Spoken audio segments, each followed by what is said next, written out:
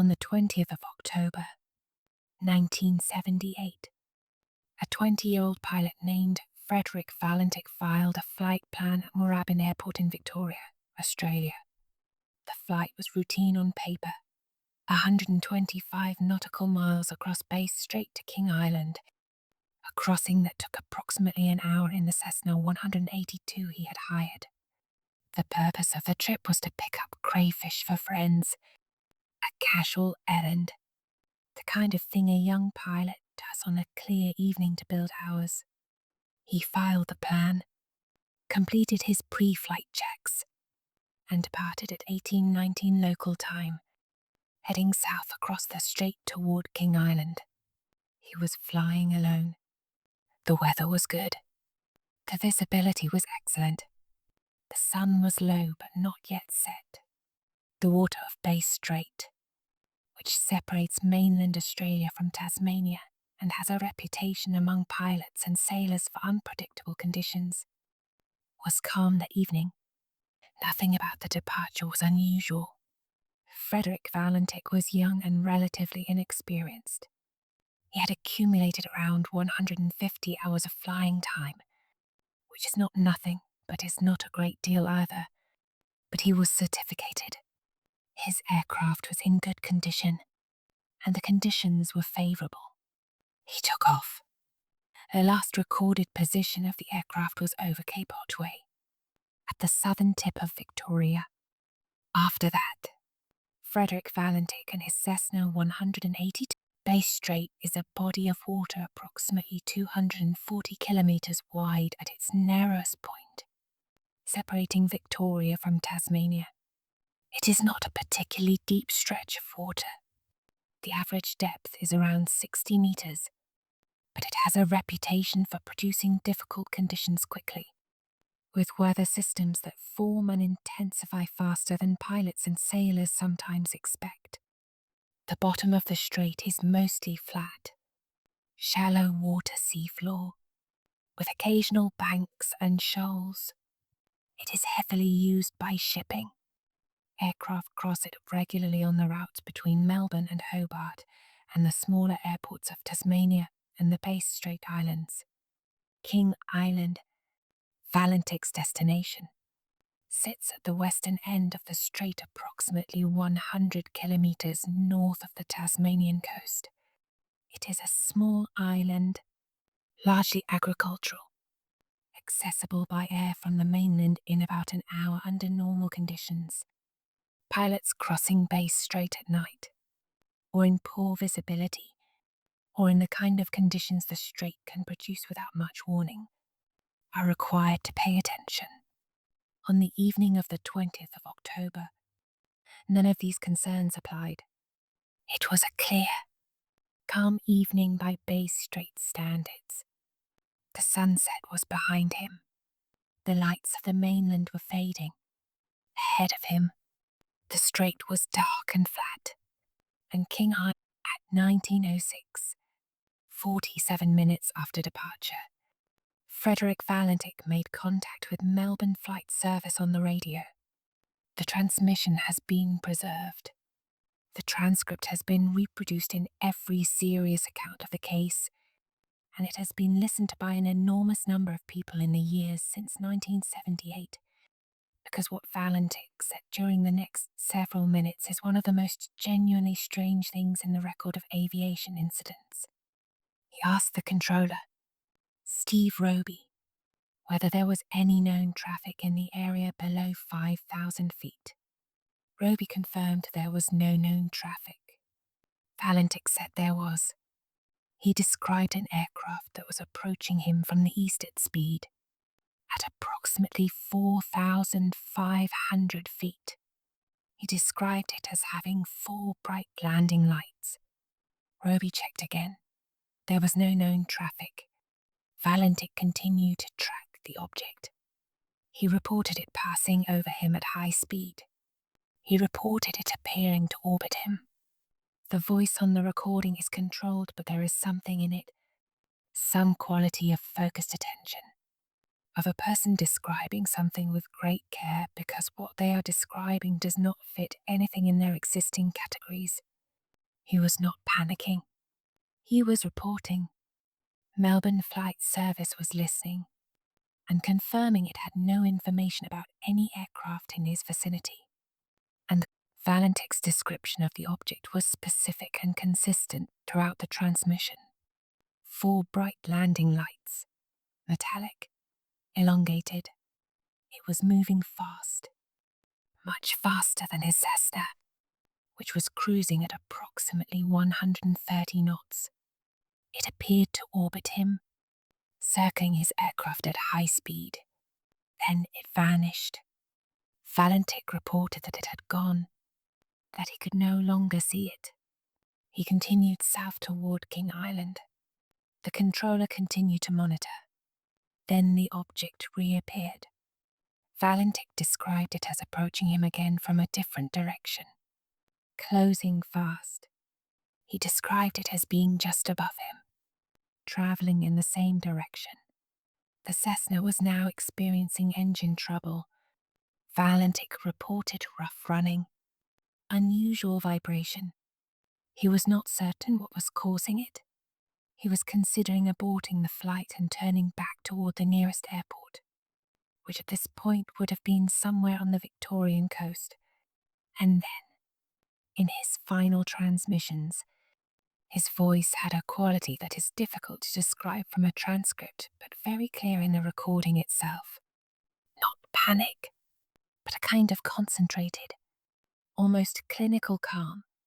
The voice of a person who's trying to process something that does not have a category, while simultaneously managing a deteriorating aircraft situation, while simultaneously maintaining radio contact.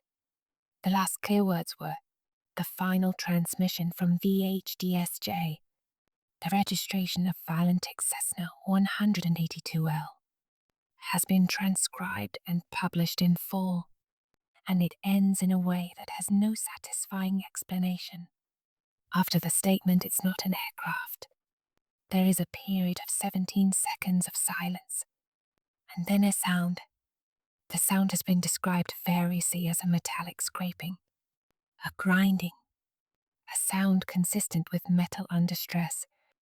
It lasts for approximately 17 seconds. Then the frequency is clear. Steve Roby at Melbourne Flight Service called VHDSJ repeatedly. There was no response. The search was initiated immediately.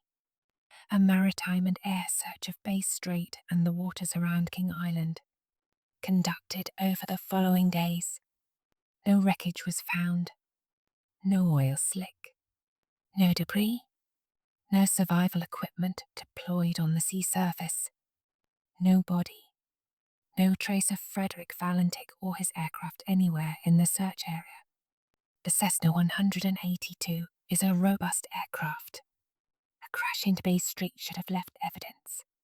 Aluminium fragments, fuel residue, upholstery, luggage, survival equipment, the pilot himself. None of these things were found. On the 20th of October, 1978, a man and an aircraft took off from Moorabbin Airport, flew toward Bass Strait, and disappeared. The recording of the radio transmission exists, and it has been analysed by audio specialists, transcribed and retranscribed, compared against known aircraft sounds, and listened by an enormous number of people over the decades since 1978. It has been publicly released. You can listen to it. The voice is clearly Valentich's. He is identified at the start of the transmission, and the voice is consistent throughout. The ATC recordings from Melbourne are standard quality, the kind of routine ground-to-air communications that are recorded as a matter of course at every controlled airport. What makes the recording significant is not its technical quality, but its content. A calm, methodical description of something the pilot cannot identify, given to a ground controller who cannot help, punctuated by the controller's equally calm requests for information he does not have, ending in 17 seconds of sound and then silence. The recording has been used as evidence for various theories about what happened. It has been used to support the UFO hypothesis, the disorientation hypothesis, the hoax hypothesis, and others. It has been used by people who believe and by people who are skeptical. It is, ultimately, the voice of a young man describing something he saw over Bass Strait on a clear evening in October. The search for VHTSJ was extensive by the standards of 1978. The Royal Australian Air Force and the Australian Department of Transport coordinated a search of the strait and the waters around King Island that lasted several days and covered a significant area. Aircraft flew grid patterns. Ships monitored the surface.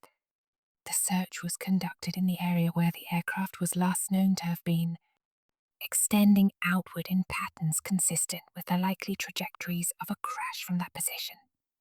Nothing was found. This is, from an aviation accident perspective, unusual. Aircraft that go down in water leave evidence. The dynamics of a crash typically distribute debris over a substantial area, and even in deep water, lighter components float. The strait is not deep. The search was conducted quickly, within hours of the disappearance. The conditions on the night of the 20th were good enough that a surface search should have been effective. The absence of any wreckage was noted by the investigators at the time and has been noted in every subsequent analysis. It does not prove that no crash occurred. It is consistent with a crash that deposited everything below the surface quickly and completely, which can happen under certain impact geometries. It is also consistent with other hypotheses. The absence of wreckage is not evidence of anything specific. It is Frederick Valentich was 20 years old when he disappeared. He had been born in 1958, the son of a Victorian family. He had developed an interest in aviation from an early age. His father, who became a significant public presence in the years after the disappearance, described a son who was deeply devoted to flying and who had worked toward his pilot's certificate with genuine commitment. Valentich had his commercial pilot license training but had not yet completed it. He was working toward it and had accumulated about 150 hours, enough to be certificated for private flights but not yet sufficient for commercial work. He had applied for entry to the Royal Australian Air Force on 2 occasions and had been rejected. He worked at the airport, around aircraft, in various capacities. He was described by those who knew him as enthusiastic about aviation to the point of obsession, and also as genuinely interested in the phenomenon of unidentified flying objects. He had read about UFO cases. He was, in some accounts, someone who believed that UFO encounters were real and significant. Whether this prior interest is relevant to what he reported over those waters, whether it shaped what he saw, or whether it is simply background, is one of the questions the Australian Department of Transport's Bureau of Air Safety Investigation, now the Australian Transport Safety Bureau, examined the Valentich disappearance. Their report, published in 1982, reached a conclusion that is notable for its honesty. The reason for the disappearance of the aircraft has not been determined. This is the official conclusion. Not pilot error, not mechanical failure, not controlled flight into terrain, not any of the categories that aviation accident investigations typically produce. The investigation could not determine what happened to VHTSJ because the aircraft was not found and the evidence was insufficient to support any definitive conclusion. The transcript of the radio transmission was examined. The weather data was examined. Valentich's flight history and medical history were examined. No explanation was identified that was consistent with all the known facts. The report is careful and thorough and arrives at its non-conclusion with the kind of precision that characterizes official investigations. Here is what we know. Here is what the evidence supports. Here is the limit of our knowledge. What it does not say is what happened. On the evening of the 20th of October, 1978, a number of people in Victoria and Bass Strait reported observing unusual lights or objects in the sky. These reports came in independently, from different locations, from people who had not yet heard about the Valentich disappearance. The news had not yet been widely broadcast. The reports described various things, lights moving in unusual patterns, objects that did not correspond to known aircraft or weather phenomena, lights at low altitude over the water. Some of these reports were collected by investigators. Some were collected by civilian UFO research groups who became very active in the aftermath of the disappearance. The reports are not uniform. Different witnesses described different things, with varying degrees of specificity and reliability. What they share is their timing and their general area. An unusual number of reports of anomalous lights and objects in the sky over Victoria and Bass Strait on the evening of the 20th of October, 1978.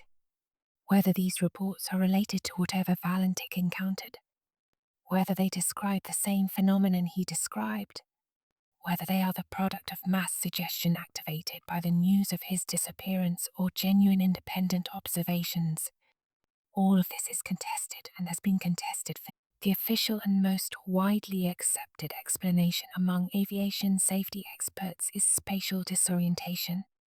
Flying over water at night, particularly in conditions of reduced visual reference, is one of the most disorienting situations a pilot can encounter. The surface of the water provides no fixed reference points.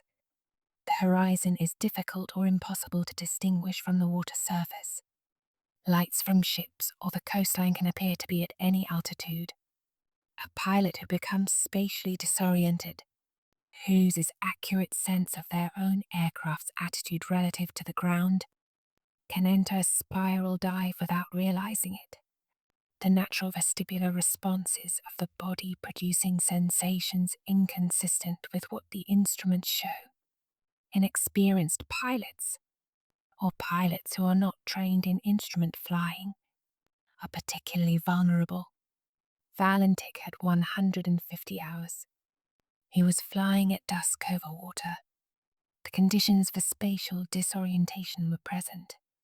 The explanation for what he saw, the object, the lights, the metallic shape, is that he was observing his own aircraft's reflection in the water, or his own navigation lights in unusual atmospheric conditions, or another aircraft seen from an unusual angle during a developing disorientation.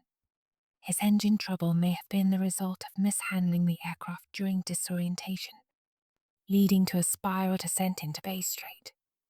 This theory is coherent and supported by experienced aviation safety investigators.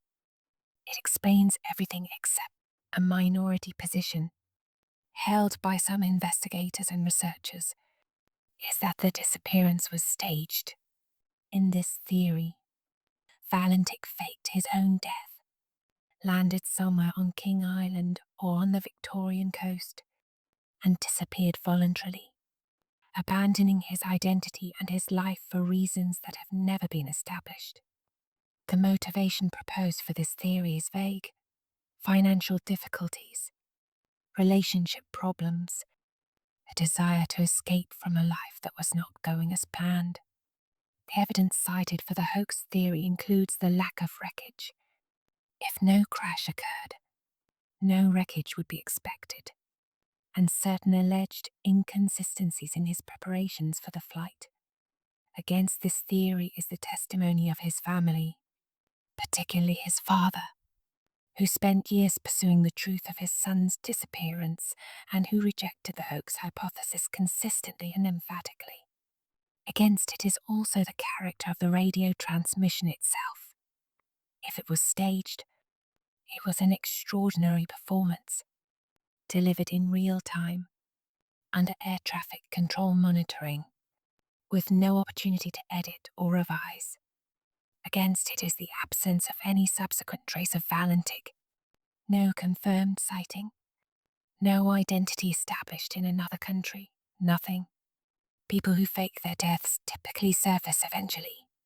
Frederick Valentich has not, in 48 years. Among the specific explanations proposed for what Valentich observed during his final transmission is the planet Venus. In certain atmospheric conditions, Venus, which was visible in the western sky on the evening of the 20th, can appear dramatically brighter than usual, and its light can be refracted by atmospheric layers into shapes and configurations that do not immediately suggest a planet. A pilot flying toward the setting sun, with Venus in the forward arc of vision, and experiencing the early stages of spatial disorientation, might perceive Venus and its atmospheric refraction as an external object moving in his vicinity. The Venus theory does not explain the four bright lights, the metallic elongated shape, or the apparent orbiting behaviour Valentich described. Its proponents acknowledge these difficulties and attribute them to the increasing disorientation of a pilot in the final stages of a controlled flight into terrain. It is not a complete theory. It is a partial explanation that fits some of the evidence and not others. In this respect, it is similar to most of the explanations proposed for the Valentich disappearance, capable of accounting for some portion of what the record contains, and unable. There is value in simply reading what Frederick Valentich said during his final transmission, without interpretation, without the framework of any theory. He said there was an aircraft approaching him. He said it had 4 bright lights. He said it was moving very fast. He said it was above him. He said it was shining a light on him. He said it had gone, and then it came back. He said it was playing some sort of game. He said the engine was running rough. He said he was proceeding to King Island. He said, the thing is orbiting on top of me. He said, it has a long shape. He said it had a green light and sort of metallic. He said, it's not an aircraft. He said these things in real time, over a live radio link, to a controller who was recording the transmission. He was not describing something he had already seen. He was describing something he was currently seeing. The description was given in the specific, factual register of a pilot reporting an anomaly, the same register used to report engine trouble or weather changes. The content of the description does not fit any known aircraft type. It does not fit any atmospheric phenomenon that has been specifically identified. It fits a small number of things, of which only one is the commonly accepted explanation, and that Bass Strait has a particular quality at dusk. The light changes slowly over the water, and the surface becomes a mirror in the last half hour before dark, flat and reflective, catching the colours of the sky in a way that makes altitude and distance difficult to judge. Islands are visible as dark shapes against a lighter horizon. Ships show their running lights. The air in the strait is often absolutely clear in good weather, with a visibility that extends to the curvature of the earth, so that everything you can see is very close or very far, with little in between. A pilot crossing the strait at dusk is flying toward darkness, the mainland behind them in the last of the light, the sea ahead of them already dark, the sky above transitioning. It is one of the more visually unusual environments an Australian general aviation pilot regularly encounters. Whether the environment contributed to what Valentich experienced, whether the optics of the strait at dusk produced or amplified whatever he saw, is part of the investigation that has never been resolved. The strait is the same strait. The light changes the same way. Pilots cross it every day. None of them have reported what Valentich reported. But then, the 20th of October, 1978 was a specific night, and what was Frederick Valentich's father became, in the years following the disappearance, the primary advocate for taking his son's case seriously and for resisting the easy explanations. He gave interviews. He corresponded with investigators and researchers. He pursued every lead that emerged. He was described by those who interacted with him as a man of considerable dignity and persistence, who approached the question of his son's disappearance with the same methodical attention that the case deserved and rarely received. His father died without learning what happened to his son. He said on more than one occasion that he did not believe Frederick had crashed, that the absence of wreckage meant something, and that the transmission described something real. He was not a credulous man. Those who knew him described a practical, grounded person whose grief had not made him irrational, but whose certainty that something genuine and unexplained had happened to his son never diminished. The case of the Valentich disappearance is, in part, the story of a father who refused to accept the comfortable non-answer and who pursued a question that the official record was unwilling to answer. He did not find the answer. The absence of wreckage is the central physical anomaly of the Valentich case. Aviation accidents leave traces. The Cessna 182 is an aluminium aircraft with a steel engine, fabric seats, plastic components, rubber tires, luggage, survival equipment, and fuel. A crash into Bass Strait would have distributed these materials over the surface. Even a steep, high-speed impact, which might drive the main airframe deep, would leave floating debris. The search was conducted within hours of the disappearance, in an area of known position, in calm conditions, with multiple search assets. Nothing was found. Not then, and not since. In the decades after the disappearance, Bass Strait has given up a number of things. Fishing nets have brought up various materials. Storms have deposited things on the islands, but nothing that has been conclusively identified as wreckage from VHDSJ. The argument that the search simply missed the debris, or that the impact configuration was such that nothing floated, or that the aircraft was carried by current beyond the search area, is possible. These possibilities have been examined and cannot be excluded. They are also not the only explanations consistent with an absence of wreckage. They are the most common. The Valentich disappearance occurred in a specific cultural and historical context that is worth considering. 1978 was the peak period of public interest in unidentified flying objects in the Western world.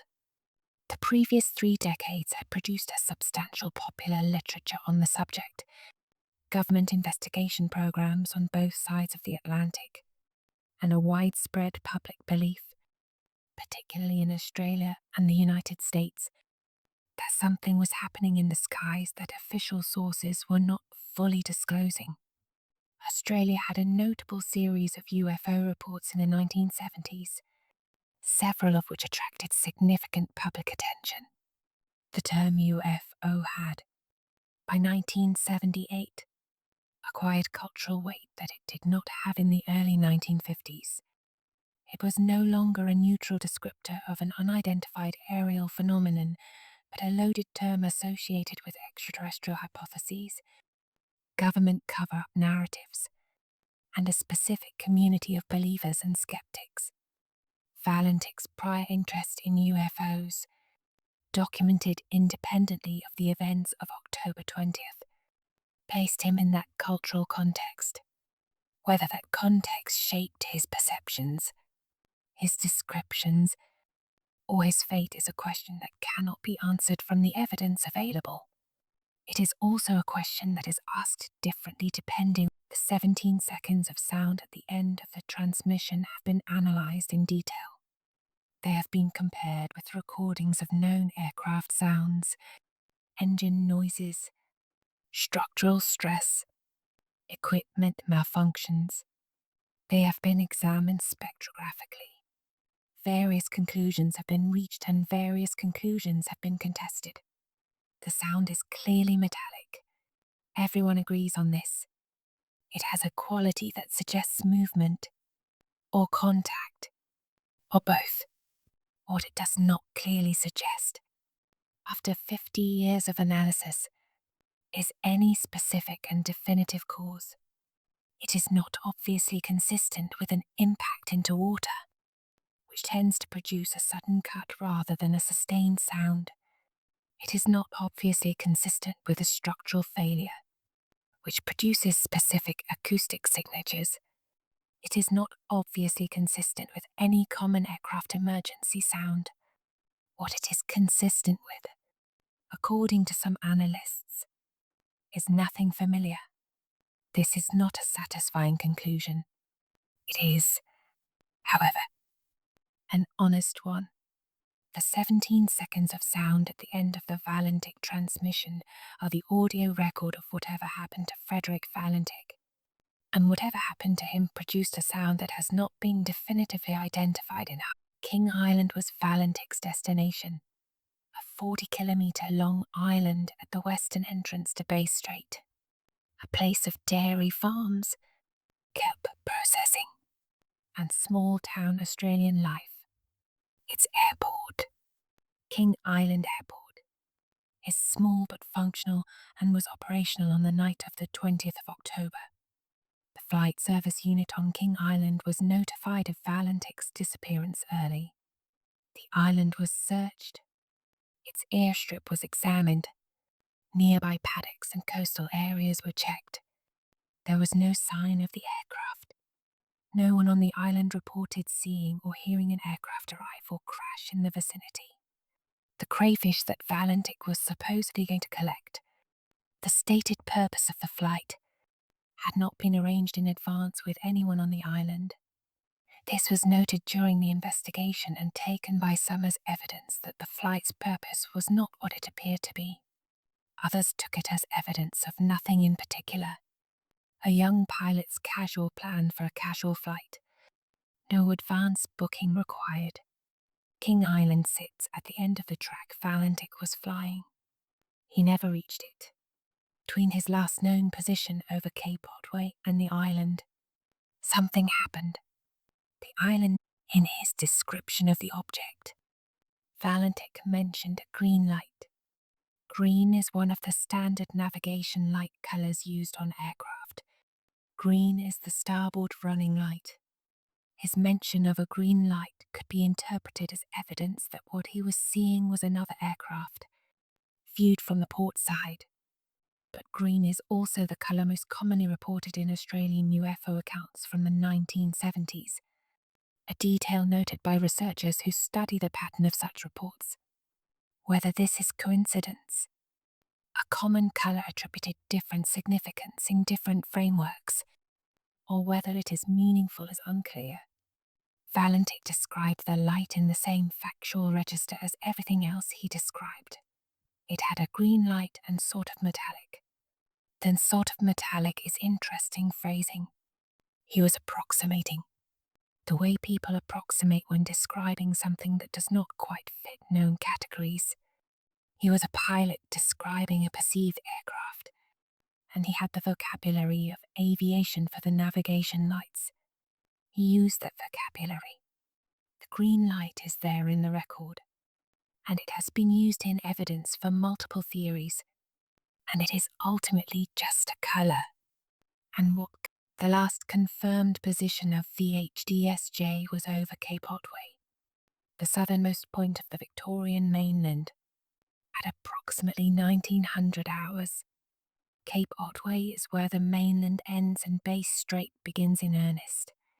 It has a lighthouse, one of the oldest in Australia, that guides shipping around the cape into the strait.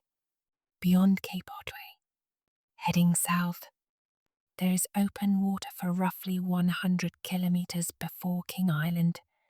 The first contact with Melbourne Flight Service was made 6 minutes after passing Cape Otway, at 19:06. if Valentich was maintaining his intended track. He would have been approximately 15 to 20 kilometers south of the Cape at that point, over Bass Strait, with water below him and the Victorian coast behind him. This is where the encounter began. This is the location, 15 to 20 kilometers south of Cape Otway, over the dark water of the strait, where a young pilot saw something he had not expected to see and made the first of a series of radio calls that would constitute the last communication from him that the world. The Valentich disappearance is sometimes placed in a category of aviation incidents involving unidentified aerial phenomena. There are other cases in the record. Pilots who reported anomalous objects and then experienced equipment anomalies. Aircraft that disappeared in circumstances that were not fully explained. The evidence for patterns in these cases is contested, and the methodology of establishing such patterns is itself contested. The selection of which cases to include, which details to emphasize, which explanations to accept as resolved and which to hold open, all of these choices shape the apparent pattern. What can be said is that the Valentich case is not the only aviation incident in which a pilot reported something that did not correspond to known aircraft, experienced subsequent equipment anomalies, and was not found after disappearing. It is, however, the one with the most detailed and well-preserved record, thanks to the radio transmission.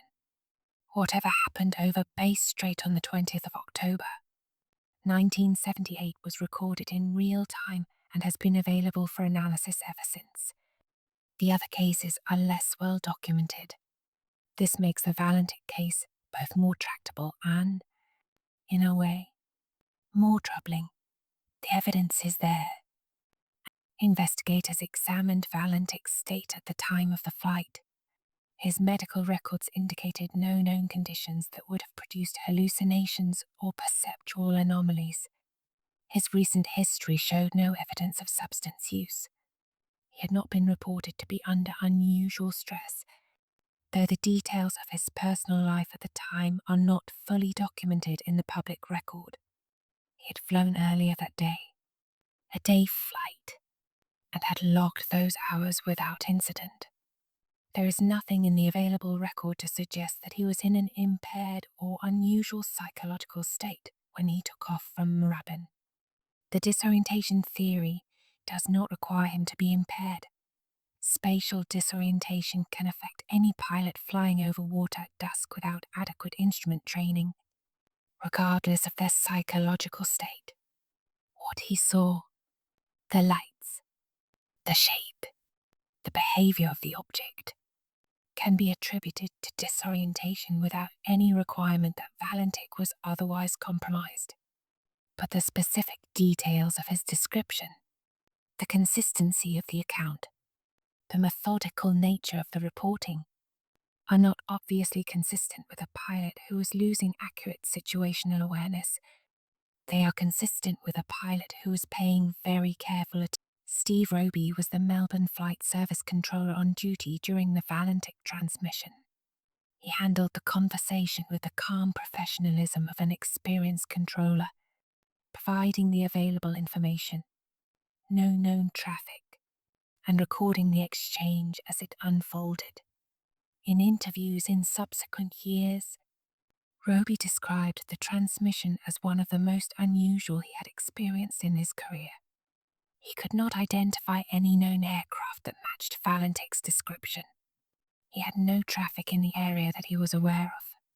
He monitored as Valentich described the object orbiting him, the engine trouble, the approach and retreat of the unknown. He called VHDSJ after the transmission ended and received no response. He was professional and measured in his public statements. He did not speculate beyond his direct knowledge. What he knew was what the transmission contained, and the transmission contained what Valentich said. Roby was a reliable, experienced witness to the conversation, and he confirmed, in his own terms, that the exchange was real that Valentich was not confused or incoherent, and that nothing in his experience as a controller provided a ready explanation for the interior of a Cessna 182 at dusk over Bass Strait, the instrument panel in front of you, the engine noise a steady drone beneath you, the altimeter and airspeed indicator and artificial horizon visible in the last of the natural light. The radio stack on the right side of the panel with Melbourne Flight Service on the designated frequency.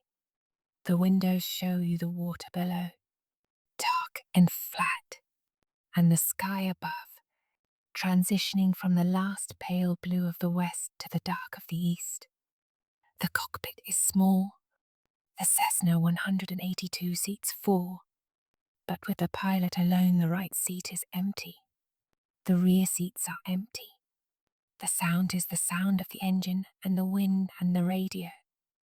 At dusk, without an external horizon, the world outside the cockpit is a limited thing.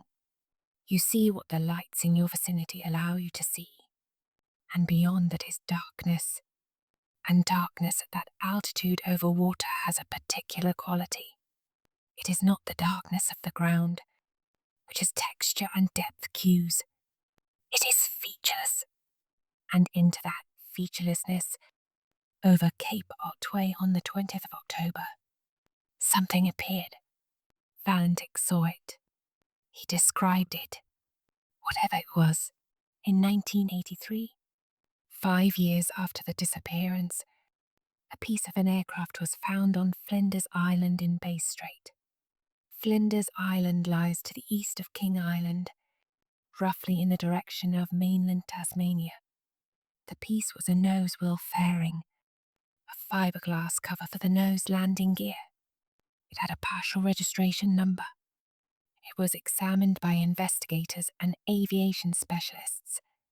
The conclusion was that the part was consistent with a Cessna 182 of the relevant age and type, and that the partial registration could be consistent with VHDSJ. It could also have come from other aircraft. The part had spent 5 years in the water of the strait before being found. It was too degraded and too incomplete to provide a definitive identification. The Australian Department of Transport examined the piece and could not definitively link it to Valentich's aircraft. It has been interpreted by those who believe the crash theory as confirmation that VHDSJ went down in the strait, drifted east, and deposited one component on Flinders Island. It has been interpreted by those who favour other theories as inconclusive. It is the only physical item that has ever been tentatively connected. The radio transmission from Valentich lasted approximately 6 minutes and 30 seconds. In that time he described, in real time, an encounter with something he could not identify, a subsequent deterioration of his engine, a continued presence of the unknown object above his aircraft, and then silence. 6 minutes is a significant amount of time for a pilot in a developing emergency. Valentich continued to maintain radio contact throughout.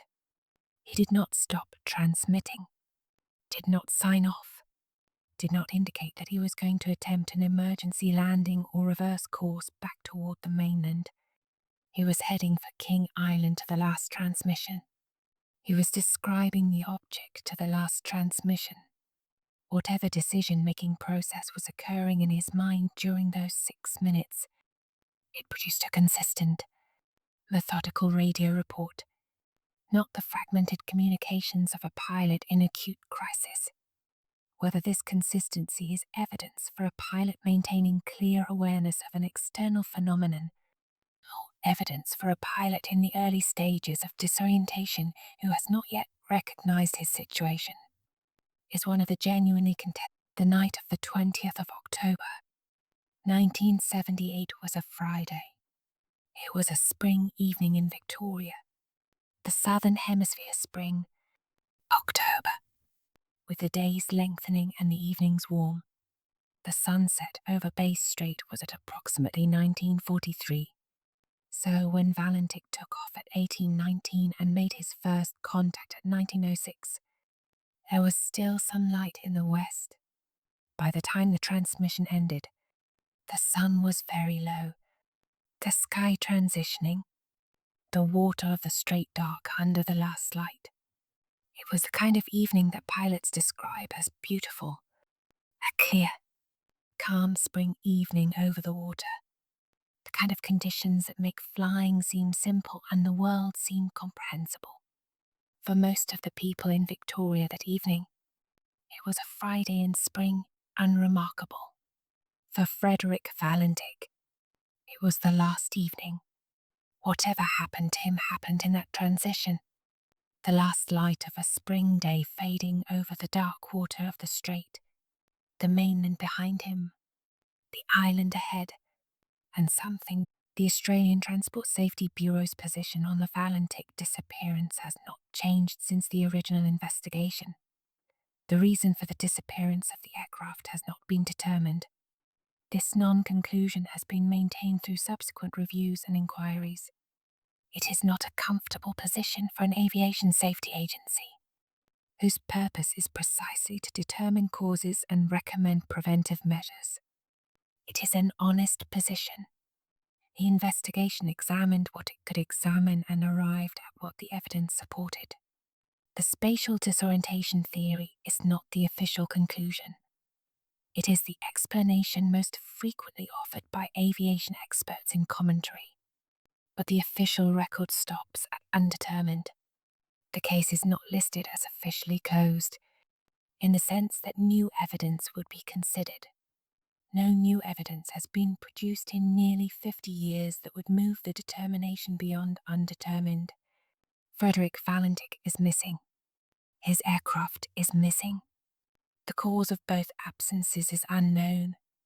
In the years after the disappearance, the Valentich case became part of Australian cultural memory in the particular way that unsolved mysteries become part of cultural memory.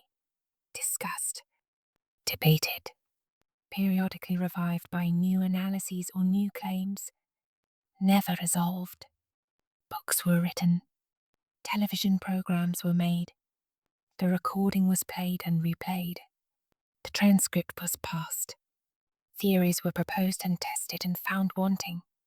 Frederick's father maintained his public presence as an advocate for his son's case, and when he died, the advocacy largely died with him. The case did not. It remains in the record, in the archives, in the databases of aviation accidents and UAP reports, in the memory of those who were alive in October 1978 and remember the news. The Australian UFO research community has kept detailed files. Aviation safety researchers have kept the case in their literature. The recording is available. The transcript is available. The official report is available. Everything that can be known about what Frederick Valentich reported on the evening of the 20th of October is in the public domain. What it means, what it represents, what it implies about the world. From above the strait at dusk, the light on the water has a specific character. The last sun catches the small wavelets and turns them briefly into a field of scattered mirrors, each one reflecting a different angle of the failing light. From 4,000 feet, the effect is of a luminous surface that is not quite water and not quite sky, a membrane between two darknesses. Into that membrane, the navigation lights of passing ships appear as fixed points, and the lights of aircraft appear as moving points, and the stars, as they appear in the east, add to the number of points in the upper half of the visual field, and distinguishing between the categories ship, aircraft, star requires attention and experience. Valentich had 150 hours. He was not inexperienced in any absolute sense, but the specific conditions of dusk over water require a particular kind of visual discipline that experience teaches, and that not all pilots have learned at 150 hours. He was crossing a strait that pilots with 10 times his hours approach with respect. Whatever he saw approached him from the east, over dark water, toward the last light in the west. He described it carefully and consistently.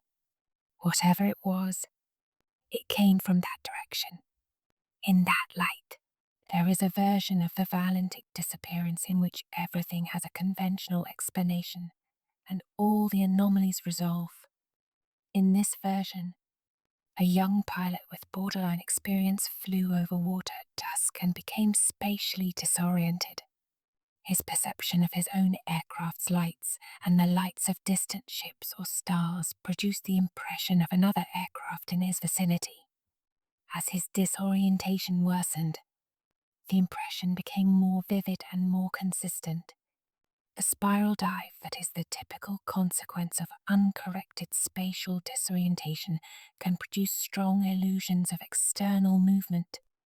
His engine trouble was real, caused by mismanagement of the engine during the developing disorientation. His final transmission was the speech of a man who was confused and frightened but was maintaining radio contact to the end. The aircraft impacted the strait at high speed and at a steep angle, driving the main components to the bottom quickly, leaving minimal surface debris in an area the search did not adequately cover. The piece found on Flinders Island 5 years later was his nose wheel fairing, confirming this version is possible. It is the version that most aviation safety experts prefer. It has the great merit of not requiring anything outside the known world. It has the problem of the wreckage and the details of the description, and 17 seconds of Cape Otway is still there. The lighthouse is still there, automated now, maintained by the National Trust, open to tourists who drive the Great Ocean Road out to the Cape to see it. The point of land that marks the end of the Victorian mainland and the beginning of the strait is the same point it was on the 20th of October, 1978. The sea to the south is the same sea. On clear evenings, particularly in spring, the light over the water at dusk has the same character it had when Valentich crossed it. Pilots still fly this route, Moorabbin to King Island, the same track, at the same altitudes. None of them have reported what Valentich reported. The sky over those waters, in the decades since the disappearance, has been the ordinary sky. Aircraft, stars, planets, satellites, the occasional meteor, the usual inventory of things that appear in the sky and have known explanations. Whether the 20th of October, 1978 was different, and if so, why? And whether it will ever be different again is not something that can be answered from Cape Otway. The lighthouse sweeps the water. The water is the water. Whatever happened above it has left. The engine roughness that Valentich reported in the final minutes of his transmission is one of the elements that has been most extensively discussed in the context of various theories. In the spatial disorientation theory, the engine roughness is real, caused by the pilot mismanaging power settings during the developing spiral, or possibly leaning the mixture incorrectly at altitude, or simply the product of a real mechanical issue unrelated to whatever he was observing. In the more exotic theories, the engine roughness is attributed to electromagnetic effects from the unknown object, a claim made for a number of alleged UAP encounters in which aircraft or ground vehicles experienced electrical or mechanical anomalies. In the Australian aviation safety tradition, engine roughness in a Cessna 182 has known causes, most of them mundane, and none of them require the presence of an unusual external object. Valentich reported the roughness concurrently with his description of the object above him, in a sequence that implied causation. Whether the sequence is coincidental or causal, and whether the engine experienced anything that would have been detectable in a post-accident inspection if the aircraft had been found, are questions that the absence of the aircraft Frederick Valentich believed in unidentified flying objects, in the sense that he found the reports credible and the phenomenon significant. His father confirmed this. His acquaintances confirmed this. He had reading material on the subject. He was, by the accounts available, genuinely interested in the possibility that the sky contained things that official sources were not fully disclosing. This prior belief is relevant to the interpretation of his transmission in two ways that point in opposite directions. In one direction, a pilot who already believes that UFOs are real is more likely to interpret an ambiguous visual stimulus as a UFO, and the confirmation bias of that interpretation may have shaped his description and his behaviour during the encounter. In the other direction, a pilot who has thought carefully about what UFO encounters are supposed to be like is more likely to notice and to report accurately an encounter that corresponds to those descriptions, not because he is constructing the experience from prior beliefs, but because prior familiarity with the category allows more precise observation and description. Both of these are genuine possibilities. Neither can be confirmed from the record. What the record contains is a description, and the description does not change. The Cessna 182 is one of the most common general aviation aircraft in the world. It is a single-engine, high-wing monoplane, reliable, forgiving, widely used for training and private travel. VHDSJ was a Cessna 182L, a model produced in the late 1960s, with a Continental O470 engine, a cruise speed of approximately 130 knots, and a range of several hundred nautical miles. It is not an aircraft that disappears easily. Its construction, primarily aluminium, with steel components, fiberglass fairings, and rubber, would be expected to produce floating debris in a water impact. It was not carrying unusual equipment. It was not flying an unusual mission. It was a standard cross-country flight in a standard general aviation aircraft on a standard Australian spring evening. The aircraft was mechanically sound when it departed Moorabbin.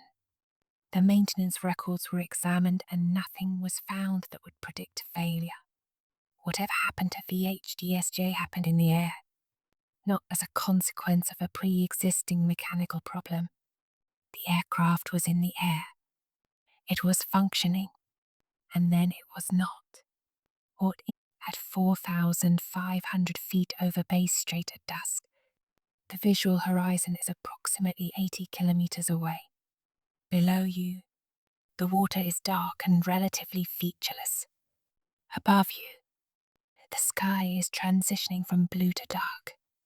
The horizon itself, the line where water meets sky, is the primary visual reference for maintaining wings level flight when your instruments are not trusted or not used. At dusk, over dark water, the horizon becomes ambiguous.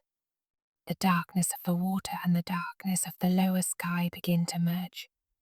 The distinction between the two becomes a matter of subtle gradation rather than clear contrast. Pilots trained in instrument flying can manage this ambiguity using their instruments alone. Pilots who are not trained to rely on instruments, or who have not practiced instrument flying sufficiently to trust it under stress, may find themselves relying on visual cues that are insufficient. The horizon is the world's edge, and when it becomes ambiguous, the world's edge becomes uncertain. Frederick Valentich had 150 hours. He was flying over dark water at dusk. The horizon was fading. Whatever he saw appeared in the sky around and above him, in the same visual field that was also failing to give him adequate information about his own. After the 17 seconds of sound, the frequency is clear. Steve Roby calls VHDSJ. No response. He calls again. No response. The routine calls of an ATC controller trying to re-establish contact with a missing aircraft. Calm, professional, repeated at intervals, go unanswered. The search is initiated. The night deepens over Bass Strait. King Island is dark and small below its mountain of cloud. The strait is dark and flat and gives nothing. Melbourne Flight Service logs their last contact time, the last known position, the search initiation.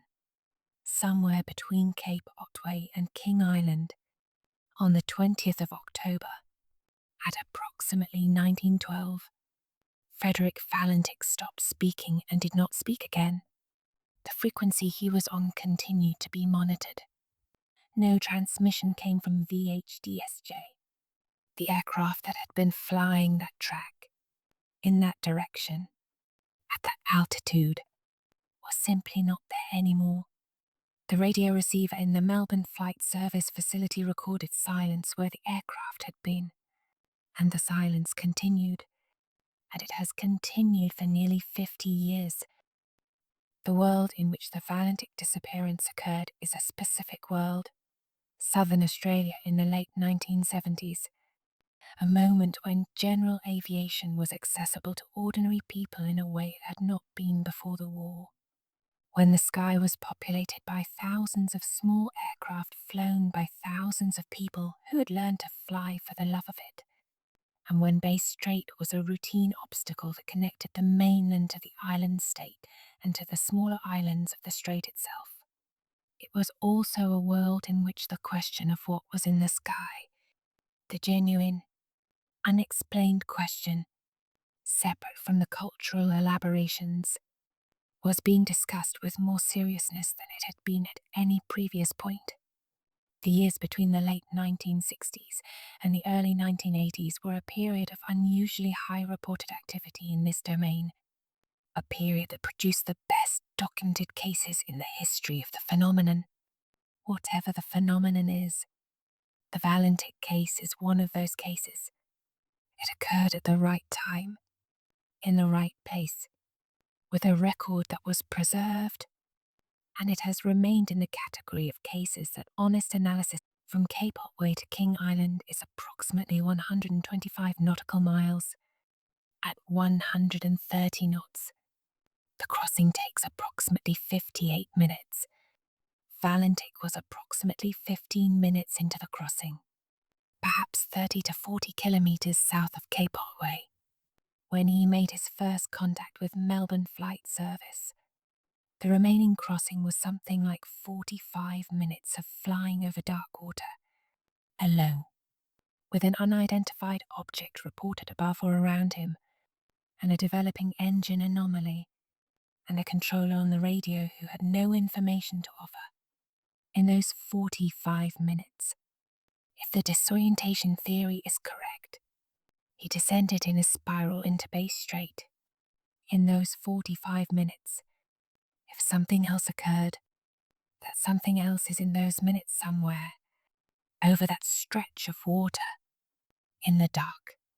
The distance from the last known position to King Island is a specific piece of ocean, charted and known and studied. Whatever happened in it is not charted.